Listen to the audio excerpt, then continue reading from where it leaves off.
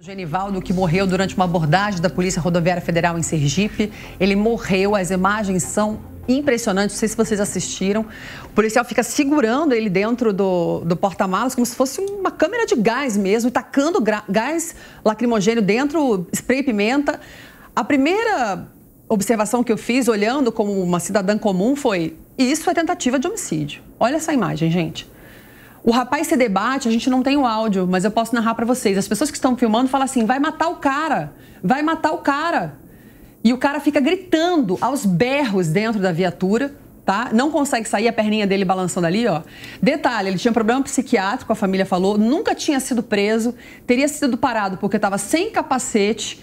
E aí, como ele usa remédio controlado, a polícia achou remédio na calça dele, ele ficou nervoso, segundo um parente. Gente, eu tomo muito cuidado quando eu vou julgar policial. Eles são, assim, praticamente heróis no Brasil, que a gente tem muito crime aqui, é difícil trabalhar, pouca condições de trabalho, pouco dinheiro. Mas nesse caso, sinceramente, eu achei que foi abuso de autoridade e tentativa de homicídio. Mas quero ouvir dos profissionais, dos advogados da mesa. Morreu. Tentativa bem sucedida. Cristiano, começo com você, por favor. Olha, Carla, eu concordo totalmente com você com relação a isso.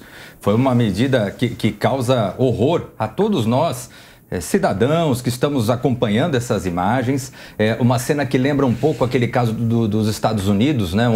Do pescoço, né? Do pescoço, sim. Onde as pessoas diziam: para, vai morrer, e mesmo assim os policiais continuaram praticando aquele crime, né? O mesmo eu percebo agora nessas imagens aqui ocorridas no estado de Sergipe, uma prática absolutamente criminosa e que faz com que todos nós tenhamos que refletir sobre até que ponto as forças policiais, as forças de segurança devem praticar os seus atos. Temos toda a clareza de que a polícia, ela pratica atos de absoluto patriotismo, atos importantes para a segurança do nosso país, da nossa sociedade, especialmente aqui no Brasil, com tanta dificuldade. Agora, situações como essa têm que ser duramente coibidas para que os eventuais maus elementos, maus profissionais não venham a manchar a imagem que a corporação tem, a boa imagem que a corporação tem e deve ter perante a sociedade. O que você acha, Pietra?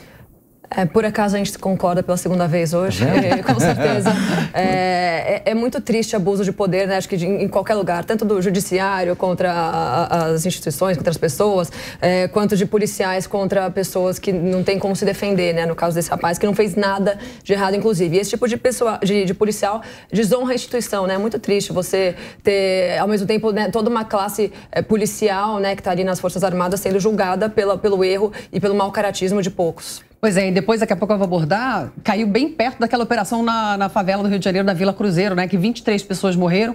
Mas vou continuar nesse assunto, Capês, com a sua opinião. Bom, em primeiro lugar, como professor convidado do Cefap, da Polícia Militar do Estado de São Paulo, do CAES, fui examinador dos concursos para oficiais da Polícia Militar, como professor concursado da Academia de Polícia, aqui na Polícia Civil de São Paulo, primeiro deixar claro, não é a Polícia Militar, nem a Polícia Civil.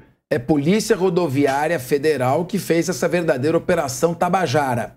O nome disso é homicídio doloso duplamente qualificado pelo emprego de asfixia mecânica e também asfixia por gás e recurso que impossibilitou a defesa do ofendido. Tribunal do Júri Federal de atribuição da Procuradoria-Geral da República.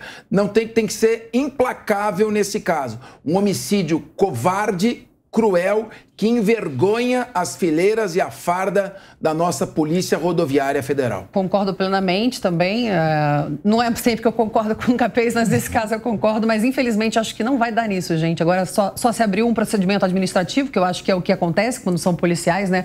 Mas quando é assim, gente, flagrante, assim, delito, devia ser preso na hora. Realmente algumas questões deveriam mudar, porque chega a ser um bárbaro o crime, né, cometido. O Carlos, uma informação importante, isso não é de atribuição da competência da Justiça Militar. Homicídio doloso praticado contra civil por militar é tribunal do júri. Portanto, eles têm que responder por homicídio doloso fora das fileiras militares. Mas espero que não haja. Final, né? Mas será que se eu puder, como não há diferença no final? Não há diferença no final? Mataram um cara. A Pietra me interrompeu e talvez você fique sem a informação. Vou tentar usar mais 10 segundos. Então, na verdade, faz enorme diferença.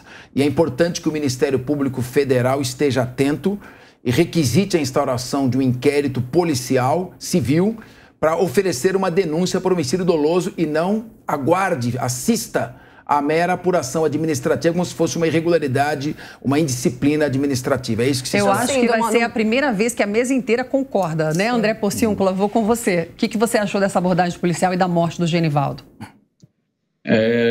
Não vai ser a primeira vez, não. Eita!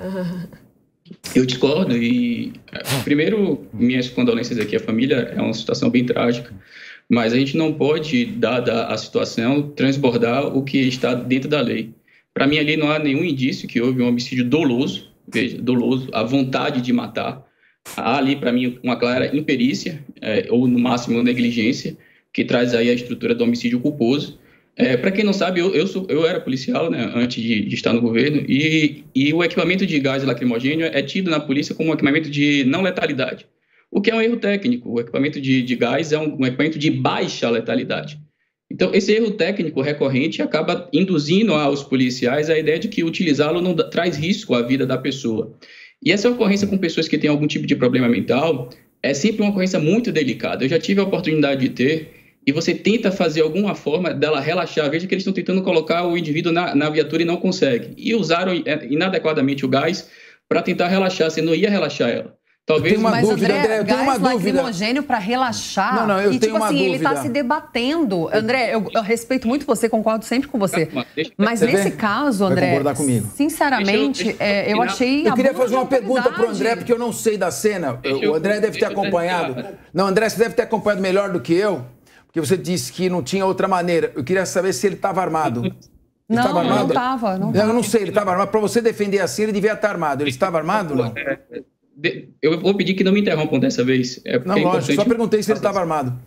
Por que você diz relaxar, André? Sinceramente, essa palavra me incomodou um pouco. Carla, deixa ele repetir o que vocês não entenderam. Eu disse que eles acreditaram, os policiais, acreditaram que o gás iria surtir esse efeito. Nossa, mas aí é muita falta de preparo e imperícia, realmente. Sim. Eu nunca vi venderem... uma coisa. Aliás, você como policial, você falou que já lidou com pessoas assim e que é difícil realmente uma abordagem com pessoas que têm problemas psiquiátricos. No caso do George Floyd, né? Era George Floyd, eu acho, nos Estados Unidos, né? Que o policial ficou pisando no pescoço dele, ele morreu também asfixiado. Quando a pessoa está ali sendo paralisada e ela está falando, eu vou morrer, eu estou asfixiando, vocês não têm que parar? Porque o cara está se debatendo ali e o público em volta está falando, ele vai morrer. Quer dizer, o público sabe que ele pode morrer e os policiais não sabem? Carla, a melhor solução ali é um equipamento que eu sempre falo e nunca tem na guarnição policial, se chama taser. O que é o taser? Sim. De choque. Não é de choque, ela interrompe as suas conexões nervosas. Sim, a gente leigo fala que é máquina de choque, é que a pessoa fica tremendo. Você não sente dor com taser, você simplesmente interrompe o processo de estímulo físico, você não consegue se mexer. Sim, a gente tem esse equipamento no Brasil? Tem, mas muito pouco. Era para toda a guarnição policial ter aquele equipamento. Tudo bem, mas André, você não pode falar de uma coisa que não existe. Carla. Deixa eu fazer uma colocação. O Fernando não deixa eu falar também. Ele reclama que ninguém deixa ele falar, mas ele também não deixa ninguém falar. Mas pode falar, Fernando, vai. Não, desculpa, agora eu fiquei sem graça. Pode. Não, agora fiquei sem graça. Por favor, eu sou gentil. Eu vou deixar você falar. Agora eu fiquei sem graça, por favor. Ah, sério? Não, vamos falar então todo mundo. Deixa a mesa aberta, vai. Então eu quero fazer uma colocação então. Já que você deixou a mesa aberta, eu quero fazer uma colocação. Primeiro, gás lacrimogênio é para dispersar massas, multidão, tumulto. Exato. Ele está desarmado, ele está em inferioridade física, basta segurá-lo, algemá-lo, imobilizá-lo e conduzi-lo até o distrito policial, como sempre se fez. É uma barbaridade o uso de gás lacrimogênio nessa situação. Chegaram a falar que fizeram uma câmera de gás, há duas espécies de dolo. O dolo direto, em que o sujeito quer matar, e o dolo eventual, que é dolo também, que ele não quer produzir o resultado, ele não quer matar, mas ele não se importa. Ele aceita o risco de produzir a morte. Ou seja, eu não sei se ele vai morrer, mas se morrer, tanto faz para mim. Haja o que houver, aconteça o que acontecer, continuarei agindo da mesma forma. É a forma de Frank sobre o dolo eventual. Então, é homicídio doloso na modalidade dolo eventual. É injustificável o uso de gás lacrimogênio pela polícia preparada contra um cidadão desarmado, em inferioridade física, e gás lacrimogênio não relaxa, senão seria vendido em farmácia como relaxante. Meu Deus, eu dou risada, mas não era para dar. Agora o André vai ter que responder. Claro, porque... eu ouço com todo carinho. Capei só um minuto, porque nesse aspecto eu tive muita experiência. Todo curso de policial, absolutamente todo curso de policial, se coloca policiais dentro de salas fechadas e coloca um gás dentro para ele experimentar. Então o policial tem no seu inconsciente a ideia de que o gás não mata. É um erro, eu estou dizendo aqui que é um erro. Então já concordamos, é um erro. É um erro, mas chamar isso de homicídio doloso é você utilizar inadequadamente o homicídio doloso. Você não pode comprovar ali que havia uma indiferença. O que eu estou mostrando é o seguinte: há uma não qualificação técnica dentro da polícia que acredita que esse gás não pode surtir o resultado que surtiu, aquele resultado morte.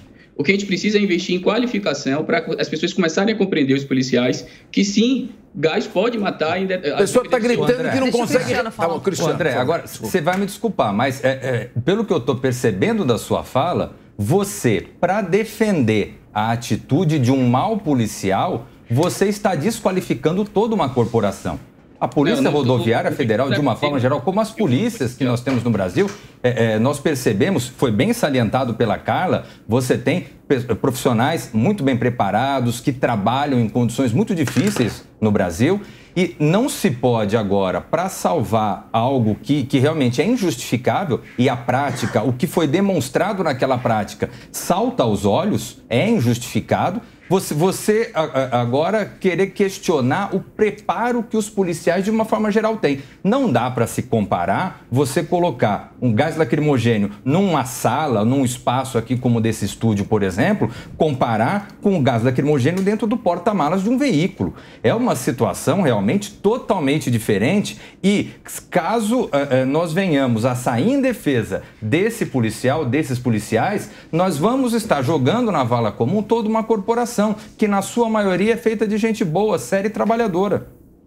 Primeiro que eu não justifiquei absolutamente nada. Eu disse que é um homicídio culposo. Eu disse que há um crime ali. É um olhar técnico que ele está dando, é isso. Então, eu não justifiquei. E segundo, eu tenho 16 anos de experiência na polícia. Eu conheço a prática da instrução policial. Eu sei que há, sim, essa má formação em que o gás não é visto como equipamento de letalidade, que é visto como equipamento de não letalidade.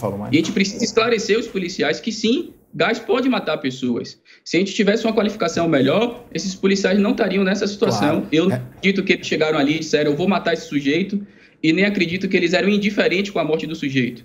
Para mim, havia ali uma imperícia, uma não capacitação, e eles têm que responder, e isso deve ser respondido, que é o homicídio culposo, que há uma previsão legal para isso. O que a gente não pode é usar aqui um direito penal do autor apenas porque os sujeitos são policiais. André... Ali há um erro crasso, grave, que deve ser corrigido e deve ser punido. Ninguém eu já entendi. E como o papel do jornalista, eu acho que também é ser um agente que mude a sociedade, então fica aí, já que o André está dizendo que pode ser por falta de preparo dos policiais, que eles não imaginavam que poderia matar, que então se faça uma preparação melhor de todos os policiais do Brasil, já para ontem, de que gás lacrimogênio pode sim matar, se for esse o caso, porque para mim é injustificável.